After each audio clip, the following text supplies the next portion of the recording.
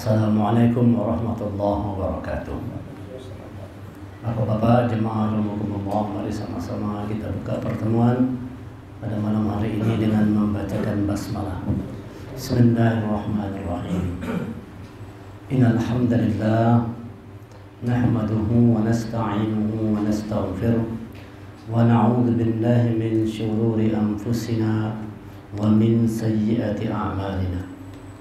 Man yahdihillahu fala mudilla lahu wa man yudlil fala hadiya lahu. Asyhadu an la ilaha illallah wa asyhadu anna Muhammadan 'abduhu wa rasuluhu la nabiyya ba'da. Allahumma shalli wa sallim ala Muhammad rasulillah wa ala alihi wa sahbihi wa man tabi'ahu wa walahu ila yaumil qiyamah. Rabbi shrah li sadri wa yassir li amri wahlul 'uqdatam min lisani yafqahu qawli. Rabbi zidni ilma warzuqni fahma. Faqala Allah Ta'ala fil Qur'anil Karim, ya ayyuhalladzina amanu taqullaha haqqa tuqatih wa la tamutunna illa wa antum muslimun.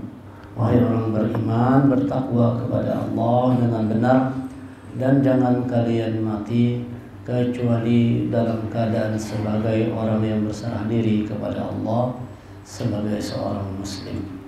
Ya ayyuhan nasu taqu rabbakum alladzi khalaqakum min nafsin wahidah wa khalaqa minha zawjaha wa bassa minhuma rijalan katsiran wa nisaa'a wattaqullaha alladzi tasaaluna bihi wal arham innallaha kana 'alaikum raqiba.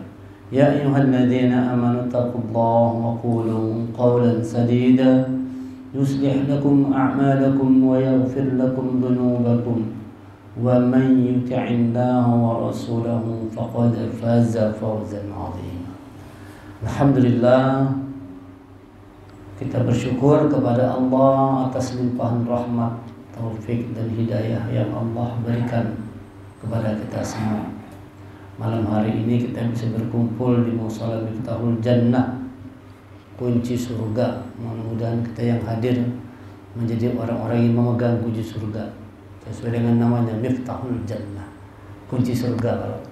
Karena harapan jemaahnya tentu bisa masuk ke dalam surganya Allah Subhanahu wa Ta'ala. Kita berkumpul karena pertolongan Allah, karena izin Allah, karena berkah yang Allah berikan kepada kita semua.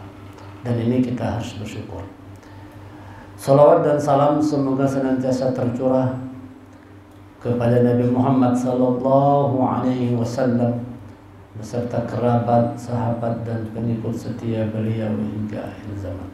Bapak-bapak jamaah rahimakumullah, insyaallah mulai malam hari ini ulun akan menyampaikan satu kajian tentang nama-nama surah dari Al-Quran secara berurutan, karena belum pernah dilakukan sampai tuntas, itu tidak pernah sampai tuntas. Dari Al-Baqarah sampai An-Nas itu belum pernah kita kaji tuntas makna dari setiap surah-surah dari Al-Quran, itu pesan apa yang ingin Allah sampaikan kepada kita semua. Tentu dengan kajian yang sederhana, mudah, singkat dan bisa kita pahami dan dapat kita amalkan dalam kehidupan kita sehari-hari.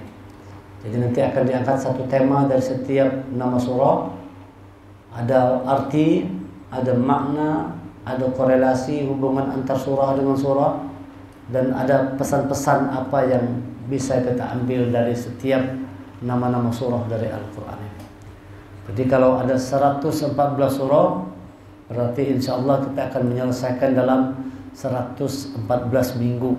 Berapa tahun kira-kira tuh?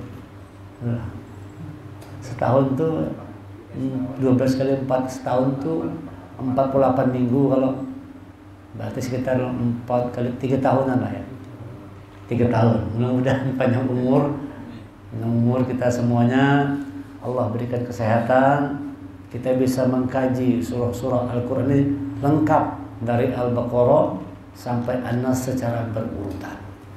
Malam ini kita mulai dari surah Al-Fatihah. Walaupun sudah pernah kita kaji, tapi insya Allah ini dari sisi yang berbeda. Jadi Quran ini dia kalau kita kaji itu tidak mau habis-habis. Pengalaman gitu, setiap kita cuma kaji Ada terus yang baru dari Al-Quran ini. Betul-betul luar biasa Al-Quran. Maka pantas dikatakan kalau kita baca Quran ini tidak pernah selesai. Sampai kita mati itu tidak pernah selesai. Karena isi Al-Quran itu luar biasa sekali. Kita mulai dari surah Al-Fatihah. Al-Fatihah ini termasuk kelompok surah Makkiyah. Artinya diturunkan sebelum Rasulullah hijrah ke Madinah. Terdiri dari 7 ayat. Dibaca berulang-ulang. Bahkan surah Al-Fatihah ini menjadi rukun di dalam sholat. Nah, ulama mengatakan ada ayat Quran yang berbunyi di surah Al-Ma'un ya, fawailul lil musallin. Celakalah orang-orang yang sholat. Wailun, nama salah satu nama neraka itu ada neraka wail namanya. Celaka orang yang sholat. Jadi para ulama menjelaskan kenapa orang sholat celaka. Karena dia tidak paham, tidak mengerti, tidak memaknai apa yang dia lakukan, apa yang dia ucapkan. Banyak orang sholat itu tidak paham. Apa yang dia lakukannya dia tidak mengerti, apa yang diucapkannya itu dia tidak paham, tidak mengerti.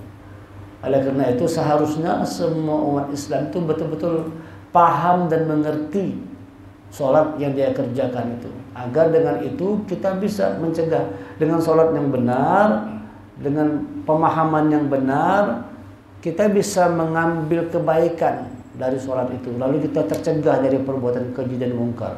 Itu tujuan sholat. Inna sholata tanha 'anil fahsya'i wal munkar.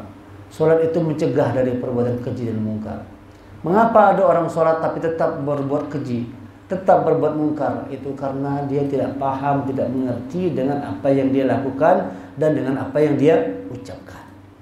Oleh karena itu satu keharusan kita untuk paham. Termasuk salah satunya paham dengan surah Al-Fatihah. Karena ini dibaca terus dalam sholat. Al-Fatihah dari kata-kata fataha, yang artinya itu pembuka.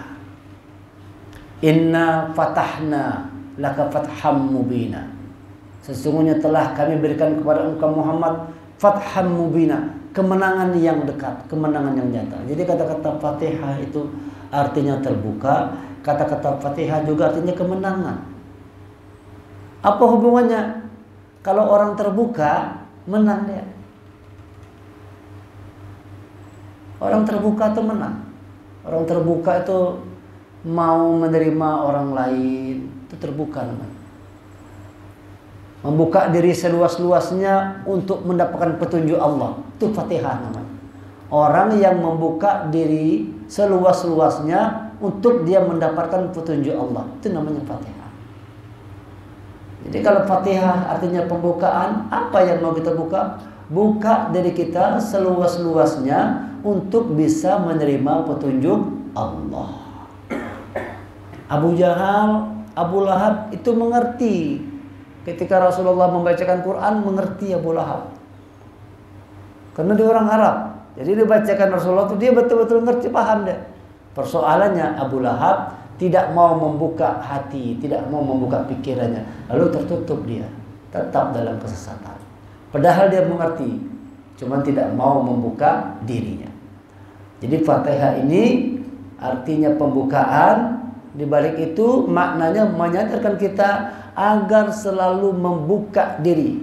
Indra, otak, hati kita itu dibuka seluas-luasnya untuk siap menerima petunjuk Allah.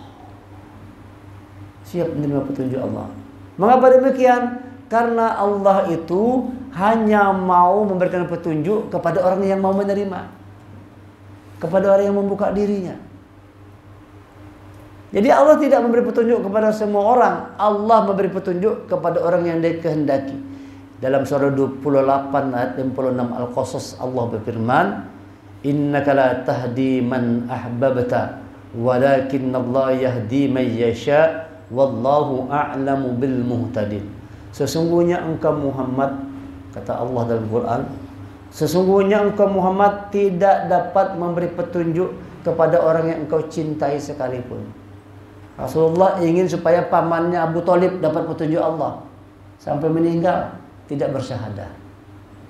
Padahal Rasulullah cintanya luar biasa sama pamannya, dan pamannya juga cinta kepada Rasulullah, mendukung, melindungi, menjaga Rasulullah dalam perjuangan menyampaikan agama Allah. Cuma tidak mau bersyahadah.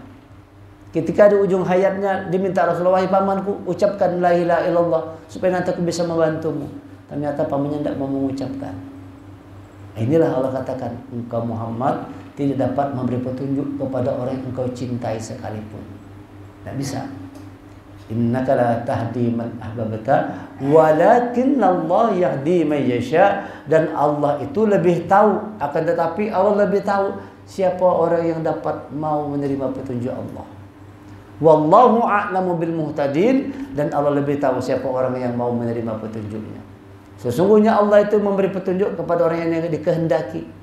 Innaka la tahdi man ahbabta walakin Allah yahdi man yasha. Akan tetapi Allah memberi petunjuk kepada orang yang dikehendaki. Siapa orang yang dikehendaki oleh Allah ini? Wallahu a'lamu bil muhtadin. Yaitu orang-orang yang mau membuka hati, membuka pikirannya, membuka inderanya untuk menerima petunjuk Allah. Jadi kalau kada mau sudah selesai dah. Kada mau orangnya. Orang ini mengaji kada bisa. Diajak belajar kada mau. Ya ada apa? Kada mau orangnya. Allah memberi petunjuk kepada orang yang mau. Kalau pengalaman mengajar, ada orang pensiunan polisi. Pensiunan ya. Waktu pertama belajar tuh kada bisa mengaji sama sekali. Buta huruf sama sekali. Tapi karena dia terus mau belajar, sampai sekarang masih belajar, bisa mengaji akhirnya orangnya. Yang dari tadinya kada bisa membaca Quran, tapi karena dia mau, bisa. Padahal dia baru belajar setelah pensiun. Saya ini Pak Ustadznya, setelah pensiun ini baru belajar. Dulu sibuk terus kerja, lupa mengaji, lupa baca Quran, baru belajar. Alhamdulillah karena dia istiqomah, sekarang alhamdulillah sudah bisa membaca Quran. Kenapa? Karena mau. Karena Allah itu dikatakan wallahu a'lamu bil muhtadin, dan Allah lebih tahu siapa orang yang mau menerima petunjuk Allah. Jadi surah Al-Fatihah yang artinya pembukaan, ini dia makna di balik itu adalah menyadarkan manusia agar mau membuka hati pikiran kita, membuka indera otak hati kita untuk siap menerima petunjuk Allah. Kalau sudah terbuka semua, baru kita menjadi orang yang menang.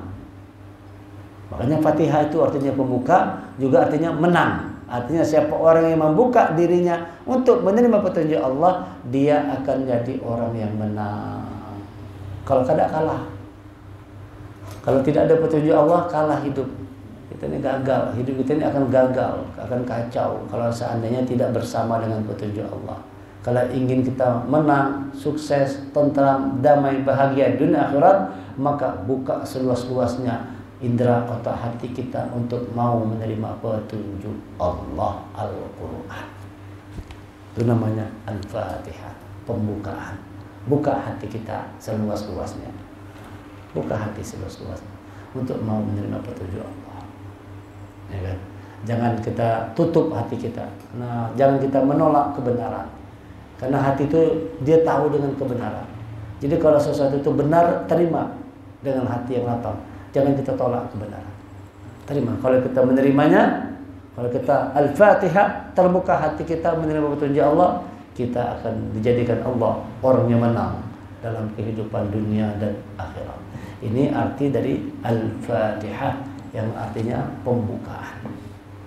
Nah, ulama ada tafsir mengatakan Quran 30 juz Quran ini kalau disimpulkan menjadi satu surah, maka itu adalah surah Al-Fatihah. Jadi Al-Fatihah ini adalah kandungan dari seluruh isi Al-Quran 30 juz ini, kandungannya ada dalam surah Al-Fatihah. Surah Al-Fatihah ini lagi kalau disimpulkan lagi menjadi satu ayat, maka dia menjadi Bismillahirrahmanirrahim. Makanya setiap ayat surah dalam Quran selalu diawali dengan Bismillahirrahmanirrahim, kecuali surah At-Taubah. Kecuali surah At-Taubah, surah ke-9 itu tanpa basmalah. Selainnya pakai Bismillah semua. Artinya pesannya apa?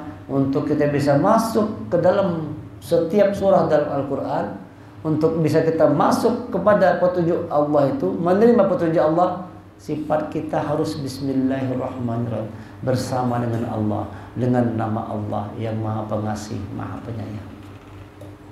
Niat kita mengaji ini memang betul-betul karena Allah aja, kadang karena yang lainnya.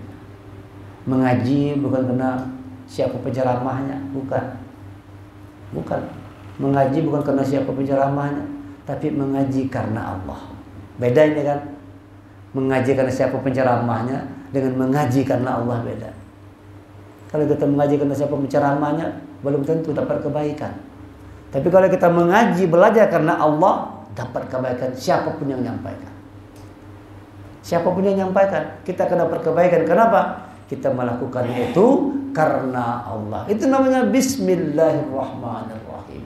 Dengan nama Allah. Ini dia arti Al-Fatihah dan makna dari Al-Fatihah. Menyadarkan kita semua untuk selalu membuka hati pikiran kita, menerima petunjuk Allah. Al-Quran 30 juz ini kita terima sebagai petunjuk Allah. Gimana caranya? Al-Fatihah, buka hati kita seluas-luasnya. Ini yang pertama. Selanjutnya kita akan lihat pesan penting, pesan-pesan penting yang bisa kita ambil dari surah Al-Fatihah ini. Ada 3 pesan penting untuk diamalkan. Yang pertama, lakukan hal-hal yang terpuji. Di surah Al-Fatihah ini pesannya, lakukanlah hal-hal yang terpuji, baik lewat tindakan maupun lewat ucapan kita. Lakukan hal-hal yang terpuji. Bismillahirrahmanirrahim. Alhamdulillahi Rabbil Alamin. Alhamdulillah, segala puji bagi Allah. Maka orang yang memuji Allah, dia akan melakukan hal-hal yang terpuji, akan melakukan bicara yang terpuji, melakukan tindakan yang terpuji. Bagaimana sesuatu dikatakan terpuji? Harus alhamdulillah. Dia akan terpuji kalau lillah. Lillah itu artinya karena Allah. Jadi kita melakukan sesuatu itu karena Allah, bukan karena yang lainnya. Kita menyampaikan, berkata-kata, berucap seperti ulunina, berdakwah, menyampaikannya karena Allah. Lillah, itu namanya terpuji. Jadi suatu perbuatan itu, baik lewat tindakan ataupun ucapan, dikatakan dia terpuji, alhamdulillah, kalau betul-betul lillah, karena Allah. Kalau karena Allah, maka dia tidak termasuk perbuatan terpuji. Bahkan dia dikatakan perbuatan tercela. Ada orang yang justru, contoh ayat ya dalam Quran, ada orang yang berinfak. Ini orang berinfak, justru dengan infak itu dia masuk neraka. Harus kita hati-hati. Al-Quran lengkap menjelaskan. Jadi kata Allah dalam Quran, ada orang yang berinfak, tapi justru infaknya itu mengantarkan dia masuk ke dalam neraka. Surah Al-Anfal ayat 36. A'udzubillahi minasyaitonir rajim. Innal ladzina kafaru yunfiquna amwalahum liyasuddu an sabilillah. Fasayunfiqunaha thumma takunu 'alaihim hasratan thumma yughlabun wal ladzina kafaru ila jahannam yuhsyarun. Sesungguhnya orang-orang kafir itu menginfakkan hartanya untuk menghalang-halangi orang dari jalan Allah. Jadi ada orang itu berinfak, niatnya untuk menghalang-halangi orang dari jalan Allah. Ada orang hendak mengaji, pada usaha mengaji ya, kita ke warung, ulun traktir minum kopi, ulun traktir makan. Akhirnya kawan tadi yang hendak ke masjid, sholat berjemaah, hendak pengajian kada jadi. Gara-gara apa? Dia kalau saya ingin kamu ke mengaji, kalau saya kamu ke masjid, ayo ikut aku ke warung, traktir. Nah orang berinfak nih, aku traktir makan. Lalu kawan tadi, ayo mungkin itu jar, batal ke masjid, batal dengar ceramah, cuma gara-gara dibawa ke warung. Nah, walaupun orang ini berinfak, kan infak nih. Walaupun dia berinfak, mengeluarkan uang, mengeluarkan hartanya, niat untuk menggembirakan kawannya, infaknya tidak akan diterima oleh Allah. Karena dia berinfak itu sudah menghalang-halangi orang untuk ke jalan Allah. Orang tua anak ke jalan Allah, dihalang-halanginya dengan infak. Orang-orang kafir begitu, berinfak tapi niatnya bukan karena Allah, niatnya justru ingin menghalangi orang dari jalan Allah. Jalan Allah. Sesungguhnya orang-orang kafir itu menginfakkan harta mereka untuk menghalang-halangi orang dari jalan Allah. Mereka terus menginfakkan hartanya itu terus menerus. Nah, nolong orang, bantu orang, menginfakkan orang. Kawan nak berjudi dimodalinya, nak berjudi kah? Nah modalnya, nah, diinfakkannya, kasih duit aja, pergi jak berjudi. Nah ini duitnya. Ada yang kayak gitu tuh orang tuh. Ada narkoba kah? Bos datang ke bos, narkoba kurang duit bos. Nah ini tambahannya aja, infakkan ini hartanya. Tapi dia infaknya itu tidak terima, karena infaknya itu bukan mendekatkan orang ke Allah, justru menyesatkan orang. Dia berinfak tidak karena Allah, tapi karena yang lain. Nah, orang-orang kafir begitu, percuma berinfak. Tadi hari kurban, orang kafir banyak yang lupa berkurban, banyak selebriti itu orang kafir ikut juga menyembelih sapi. Pak jualnya nyumbang pada dia kurban lah, sikung sapi, 2 sapi. Diterimalah kira-kira? Tidak diterima oleh Allah. Yang sampai ke Allah bukan daging darahnya, walakin yanaluhu taqwa minkum, tapi ketakwaan kamu dalam berkorban kepadanya. Yang sampai itu takwanya, bukan daging dan darahnya. Diterima oleh Allah. Sama ini. Sesungguhnya orang-orang kafir itu menginfakkan hartanya mereka untuk menghalang-halangi orang dari jalan Allah. Mereka akan terus menginfakkan harta itu, kemudian mereka akan menyesal sendiri, dan akhirnya mereka akan dikalahkan ke dalam neraka jahanam. Infaknya itu membuat dia masuk dalam neraka. Jadi hati-hati. Ada orang berinfak justru infaknya membawa dia ke dalam neraka. Kenapa? Dia berinfak tidak karena Allah, namun dia berinfak justru niatnya ingin menghalang-halangi orang dari jalan kebenaran. Justru itu menghalang-halangi. Liyasuddu an sabilillah. Na'udzubillah. Oleh karena itu, alhamdulillah, lakukanlah dan ucapkan hal-hal yang baik, hal-hal yang terpuji. Lakukan sesuatu hanya semata-mata lillah. Itu pelajaran pertama, pesan penting pertama dari surah Al-Fatihah ini. Lakukanlah segala sesuatu karena Allah. Baru namanya alhamdulillahirabbil alamin. Baru namanya terpuji. Itu baru namanya orang-orang yang terpuji. Segala puji bagi Allah. Artinya apa pesannya? Lakukan tindakan-tindakan yang baik, yang terpuji, yang mulia, baik lewat perbuatan kita maupun lewat ucapan kita. Kalau sudah orang betul-betul menghayati Al-Fatihah, kada mau lagi berpadir menyembati orang tu, dah mau lagi dah. Kalau kita betul-betul menghayati surah Al-Fatihah ini, orang tidak akan mau menyembati orang macam-macam. Orang akan menjaga lisannya dengan baik. Lisannya, tindakannya betul-betul dia perhatikan. Jadi setiap dia mau berbuat sesuatu, dia akan perhatikan ini apakah membawa kepada kemuliaan atau justru membawa kepada kecelakaan atau membawa kepada kehinaan. Nah, jadi agak aneh itu gimana? Kalau ada orang yang sudah rajin ngaji, rajin sholat, tapi mulut tak terjaga, asal kumpul menyambati orang. Nah kadang-kadang perguruan yang disambati itu, misalnya perguruan yang disambatinya. Nah dari ustaz, gurunya, ustaznya berceramah keluar, ustaznya disambatinya. Ada juga jangan na'udzubillah. Ini tidak akan dapat kebaikan yang demikian itu. Jadi jaga. Jadi kalau kita betul-betul memahami Al-Fatihah, hayati Al-Fatihah ini, maka jangan sampai kita melakukan sesuatu yang hina. Lakukanlah hal-hal yang terpuji. Allah senang, Allah cinta kalau kita mau melakukan hal-hal yang baik, hal-hal yang terpuji. Alhamdulillahirabbil alamin. Itu pesan pertama. Pesan yang kedua, apa yang ingin Allah sampaikan kepada kita semua, sadari kawan-kawan sekalian bahwa semua apa yang kita lakukan itu ada pembalasan. Sadar, setiap apa yang kita lakukan itu ada balasannya. Maliki yaumiddin.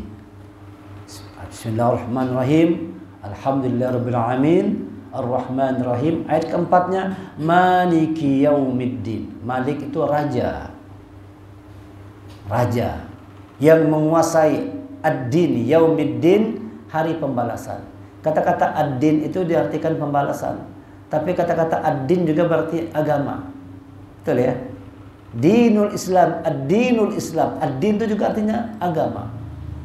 Ad-din itu juga artinya pembalasan. Apa kaitannya antara agama dengan pembalasan? Karena memang esensi utama dari agama itu adalah diingatkan akan adanya hari pembalasan. Itulah orang beragama.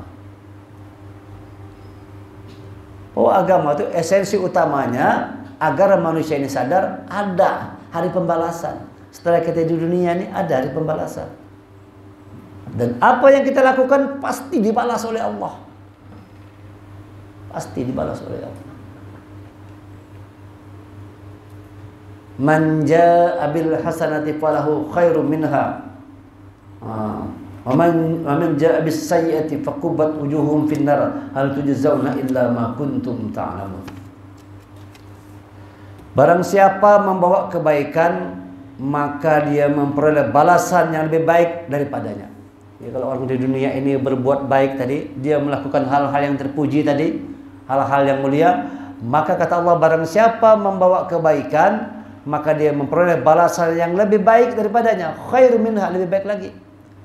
Dibalas satu kebaikan dengan 10 sampai 700 sampai tak terbatas. Jadi kita yang sudah belajar ngaji ingat bahwa apa yang kita gawe ini ada balasannya. Sadar itu, sadar. Kadang-kadang kan kita kada sadar. Bisa berbuat macam-macam, berbuat yang salah, berucap yang salah, melihat yang salah, mendengar yang salah, bicara yang salah. Padahal kita sudah belajar dan kita ngerti bahwa ada hari pembalasan. Maliki yaumiddin, ada Malik yang menguasai hari pembalasan.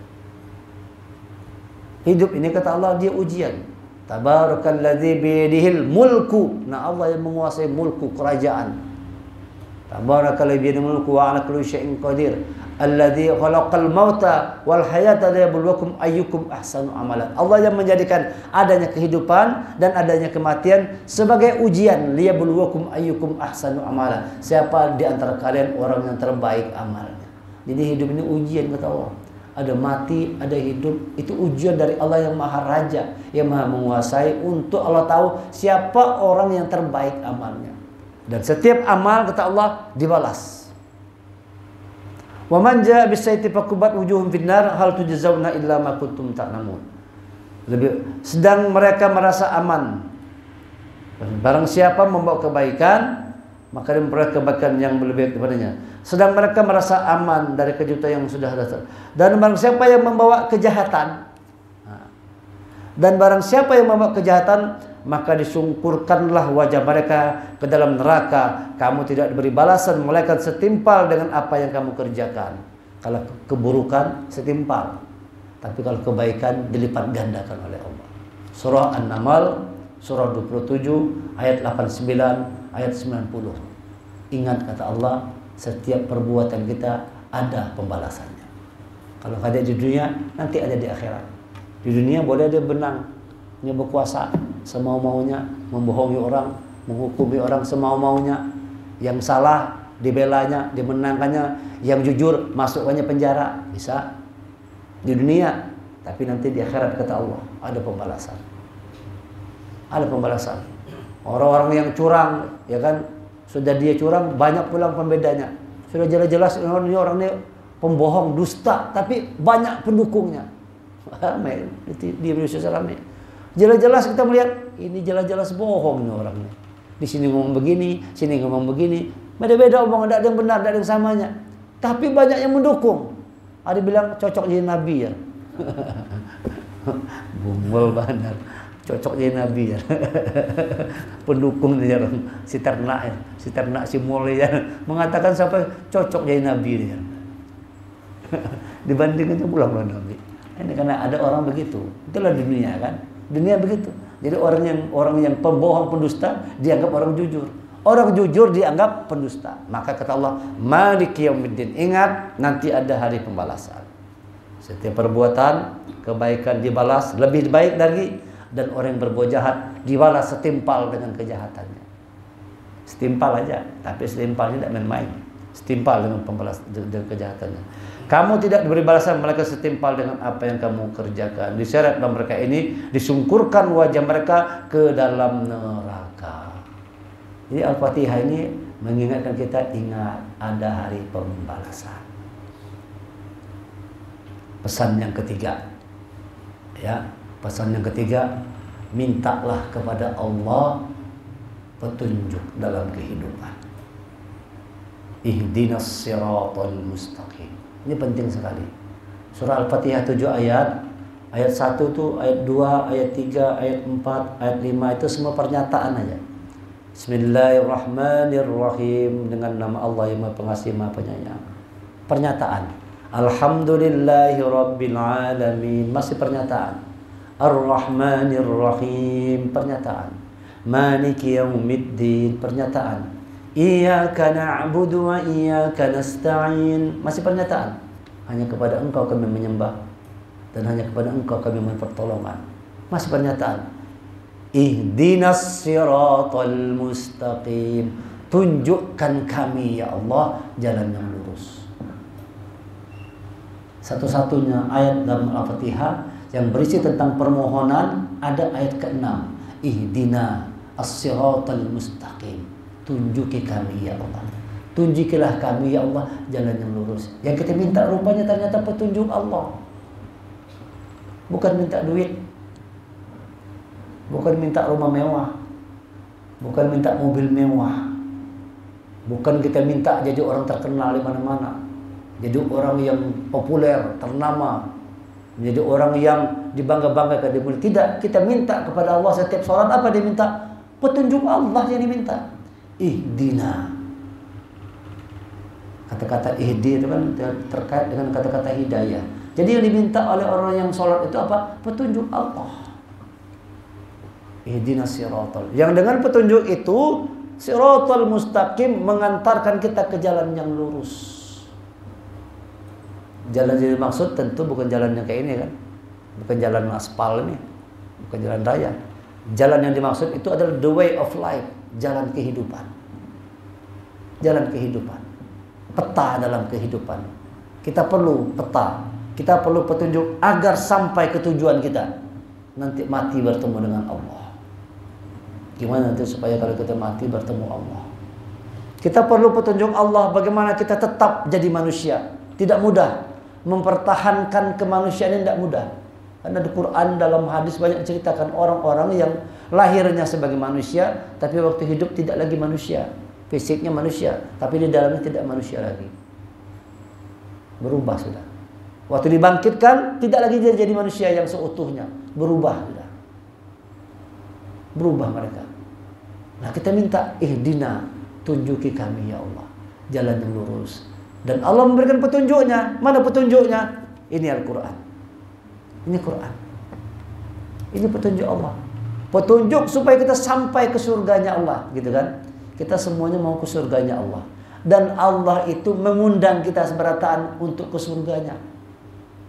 Tidak diundang kita disuruh masuk neraka, ada. Allah mengundang semua hamba-hambanya ini untuk ke surganya Allah. Tidak sekedar mengundang, tidak sekedar memanggil, tidak sekedar menyuruh, tapi Allah menurunkan petunjuknya untuk sampai ke surga Allah itu. Diberikan petunjuknya, yaitu Al-Quran. Jadi kalau tidak pakai Quran, tidak sampai ke surga Allah. Kalau tidak pakai petunjuk Allah, tidak sampai ke surganya. Jadi Allah menyuruh kita ke dalam surga Allah. Surah Yunus, ayat yang terakhir ulun baca ya. Surah Yunus, surah ke-10, ayat yang ayat yang ke-25. Ingat surah Yunus surah 10 ayat 25. A'udzubillahi minasyaitonir rajim. Wallahu yad'u ila daris salam. Wallahu yad'u ila daris salam wa yahdi man yasha'u ila siratim mustaqim. Dan Allah menyeru manusia ke daris salam, darussalam, surga. Darussalam itu surga. Salah satu pintu surga namanya pintu Darussalam. Babus salam, Darussalam. Darussalam ini adalah rumah keselamatan. Dar itu rumah, asal itu rumah keselamatan. Apa itu maksudnya? Surga. Maka di terjemah itu dikatakan, dan Allah menyeru manusia ke Darussalam, dalam kurung surga. Jadi Allah menyeru kita, mengajak kita, mengundang kita. Mengundang kita. Dan diberi petanya. Nah kayak sekarang itu kan kalau orang ngundang, dikasih Google Map-nya. Supaya kita jangan nyasar. Ada undangan pernikahan, diundang itu sekarang ada Google Map-nya. Bisa lewat handphone, ada pakai apa namanya barcode, kita foto, keluar map-nya. Jadi yang tuan rumah mengundang kita ke rumahnya sekaligus memberikan peta untuk sampai ke rumah itu. Allah demikian. Diundangnya kita untuk ke surganya, diberinya peta petunjuknya ini. Dan Allah menyuruh manusia ke surga dan memberikan petunjuk. Ini petunjuknya. Aku undang ke surga, ini petunjuknya untuk sampai ke surga. Ini petunjuknya. Nah, cuma kadang-kadang orang kadang sadar seperti itu. Mencari petunjuk yang lain, kayak kadang sampai. Tidak mencari petunjuk Allah, tidak menggunakan petunjuk, tapi pakai petunjuk yang lain. Siapa yang mau ke surga, jar gurunya, bayar sama aku sekian juta, jamin masuk surga. Ada kan kayak itu? Ada pengajian kita kalau masuk pulang, ada ajarannya. Yang mau masuk surga, datang, ini banyunya, bayar 2 juta, masuk surga. Ada pengikutnya banyak, pengikutnya di luar daerah, bukan di Kalimantan lah, tempat lain. Ada ajaran begitu. Itu tidak mungkin sampai surga, justru sampai ke neraka. Karena kata Allah, yang mengantarkan manusia sampai ke surga itu hanya petunjuk Allah. Jadi kita tidak boleh membuat jalan sorangan. Tidak boleh manusia ini membuat jalan sendiri untuk ke surga. Sudah ada jalannya ditentukan oleh, ini jalannya kata Allah. Wallahu yahdi man yasha' ila siratal mustaqim. Ini jalan yang lurus nih kata Allah. Ini Quran ini siratal mustaqim, jalan yang lurus. Jangan pakai jalan sendiri. Jangan mengolah-olah jalan sorangan. Sekarang banyak manusia mengolah jalan sorangan. Bikin jalan sorangan. Padahal jalannya sudah dibuat oleh Allah. Ikuti jalan petunjuk yang lurus ini kata Allah. Wallahu yad'u ila daris salam wa yahdi man yasha'u ila siratal mustaqim. Dan Allah menyuruh manusia untuk ke surganya dari salam dengan memberikan petunjuk Al-Qur'an kepada mereka. Maka ikuti petunjuk itu, engkau akan di jalan yang lurus, siratal mustaqim. Jangan ikuti jalan yang lain. Ikuti jalan petunjuk Allah. Inilah permohonan permintaan kita dalam surah Al-Fatihah yang kita baca setiap hari. Ihdinas siratal mustaqim. Tunjukkan kami ya Allah jalan yang lurus. Karena tidak mudah, Bapak-bapak sekalian, tidak mudah untuk tetap di jalan yang mustaqim. Jadi tidak mudah. Karena iblis selalu menggelincirkan manusia supaya jalan itu bengkok, supaya jalan itu sesat. Nah, Allah menuntun manusia ikuti Al-Quran ini agar kita tetap ada di jalan yang lurus, tetap sebagai manusia, hidup sebagai manusia, lahir sebagai manusia, menjalani hidup sebagai manusia, dibangkitkan tetap sebagai manusia. Itu artinya kita siratal mustaqim, ada di jalan yang lurus. Al-Quran menuntun manusia untuk sampai ke jalan yang lurus. Jadi kalau kita baca ihdinas siratal mustaqim, di balik kata-kata itu pelajarilah Al-Quran. Di balik kata-kata ihdinas siratal mustaqim, tunjukkan kami, kita minta petunjuk kata Allah, pelajari petunjuknya. Ini petunjuknya. Petunjuknya sudah ada. Petunjuknya sudah ada. Ini petanya. Petanya sudah ada. Persoalannya, kadang semua orang pegang peta itu bisa baca peta, bujurlah. Orang tuh punya peta, masuk hutan dia punya peta. Tapi kalau kadang mampu baca peta, sampai tidak ke tujuan. Kadang sampai ke tujuan, sesat. Jangan olah-olah peta sorangan. Sudah ada petanya. Jangan bikin jalan-jalan sendiri. Sudah ada jalan ditunjuki oleh Allah. Google Map-nya sudah ada. Ada sudah Google Map-nya. Ikuti Google Map-nya itu. Nah. Ikuti. Kalau Google Map dunia itu bisa juga orang tersesat kemana-mana kan. Tapi kalau Google Map Allah ini tidak mau salah. Yang mengikuti petunjuk. Maka saya mengatakan ya, taraktu fikum amrayni lan tadillu biha abada. Kitabullah wa sunnatun Nabi. Kutinggalkan 2 pusaka kata Rasulullah. Siapa yang berpegang teguh kepadanya, lan tadillu biha abada, tidak pernah sesat selama-lamanya. Ini jaminan Rasulullah. Kutinggalkan 2 pusaka, yang berpegang teguh kepadanya tidak pernah sesat selama-lamanya. Tidak pernah sesat selama-lamanya. Dia tetap di siratal mustaqim. Apa itu? Kitabullah wa sunnati. Al-Quran dan sunnah Rasulullah. Itu jalan keselamatan. Jangan mau olah-olah jalan sorangan. Jangan membikin-bikin jalan sendiri. Sekarang banyak manusia yang membuat jalan sendiri. Macam-macam. Macam-macam orang ajaran-ajarannya itu. Semuanya.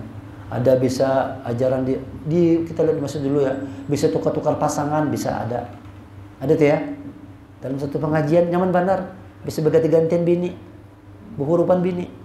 Halal aja. Enak benar. Jadi kita, wah pantas banyak jemaahnya. Banyak pengikutnya. Nyaman sekalinya. Kalau huruf-huruf pasangan ada ajarannya tuh. Hebatnya tuh ada pengikutnya ada sudah. Lalu sekarang ada film tuh apa nama itu? Walid. Film bid'ah kan? Wah, itu rame. Itu ajarannya tuh. Kalau hendak selamat dengan Walid nikah batin, habis bibinyan disikatnya seberataan. Setelah disikatnya, suruhnya murid-muridnya menikahi. Luar biasa Walid. Yang mau selamat ikuti jalan Walid. Itu ada. Yang ada sesat karena dia membuat jalan sendiri. Kalau mau selamat ikuti jalan Allah. Apa jalan Allah itu? Ihdinas siratal mustaqim, ini Al-Qur'an. Ikuti jalan siapa yang mau diikuti kata Allah? Siratal ladzina an'amta 'alaihim ghairil maghdubi 'alaihim waladdallin. Yaitu jalan-jalan orang telah diberi nikmat oleh Allah, bukan jalan orang-orang yang dimurkai, bukan jalan orang-orang yang sesat. Jalan siapa orang yang diberi nikmat oleh Allah tuh? Surah An-Nisa. Terakhir, masih belum azan ya? Berapa menit lagi? Ayat terakhir, dulu bacakan ya. Surah An-Nisa ayat 69. Wa may yuti'illahu war rasul fa ulaika ma'al ladzina an'ama Allahu 'alaihim minan nabiyyin wasiddiqin wasyuhada wassalihin wa husna ulaika rafiqa. Dan barang siapa menaati Allah dan Rasul, maka mereka itulah akan bersama-sama dengan orang-orang diberi nikmat oleh Allah. Tadi kan siratal ladzina an'amta 'alaihim, jalan orang telah diberi nikmat oleh Allah. Sama mereka ini minan nabiyyin, jalannya para nabi. Ikuti jalan para nabi. Jangan ikuti jalan Walid tadi. Ikuti jalan Nabi. Minan nabiyyin wasiddiqin, orang-orang yang jujur. Ikuti jalan-jalan orang yang jujur. Di Indonesia ini banyak negara jujurnya, jangan diumpati. Nyata-nyata pengeramput diumpati aja. Dipuja-puji sudah. Ikuti jalan orang-orang yang jujur. Walaupun kadang-kadang kita pahit. Tapi tetap kita tegakkan kejujuran tadi. Tegakkan as-siddiqin, kebenaran. Wasyuhada, ikuti jalan-jalan orang yang syahid, yang berjuang di jalan Allah itu. Wassolihin, dan jalan orang-orang yang soleh. Nabi, orang siddiqin, suhada, orang soleh. Kita bukan nabi. Menjadi orang siddiqin berat, menjadi syuhada berat. Minimal jadi orang-orang yang soleh. Jadi orang yang soleh. Ikuti jalan orang ula, mereka itulah teman yang sebaik-baiknya. Ini 3 pesan dari Al-Fatihah. Yang pertama, lakukan hal-hal yang terpuji. Yang kedua, ingat setiap perbuatan ada balasan. Yang ketiga, mohonlah petunjuk dari Allah. Minta petunjuk dari Allah. Jangan lupa, maka kita setiap sholat itu kita hayati. Ihdinas, minta ya Allah berikan petunjuk kepadaku, tetap supaya jalan kita lurus. Kada bengkok jalan kita, tetap diberikan petunjuk ke jalan yang lurus. Nanti di surah Al-Baqarah Allah memberi contoh. Ini contoh jalan orang yang bengkok. Ada surah, kalau Al-Fatihah siratal mustaqim, maka Al-Baqarah Allah tunjukkan seperti inilah jalan orang-orang yang bengkok tadi. Dia kehilangan kemanusiaannya. Dia seperti Baqarah, sapi. Jadi seperti sapi. Untuk apa Allah menyebut nama Al-Baqarah dalam Quran? Ada nama sapi, ada nama gajah, ada nama Al-Ankabut, apa laba-laba. Ada nama An-Namal, semut, ada An-Nahl, apa nama lebah. Untuk apa itu nama-nama? Tentu ada pelajaran. Al-Baqarah ada pelajarannya. Apa pelajarannya? Jangan kita jadi Baqarah. Jangan kita seperti sapi. Bagaimana itu nanti kita akan lanjutkan lagi di pertemuan yang akan datang. Subhanaka wa bihamdika asyhadu an la ilaha illa anta astaghfiruka wa atubu ilaik. Assalamualaikum warahmatullahi wabarakatuh.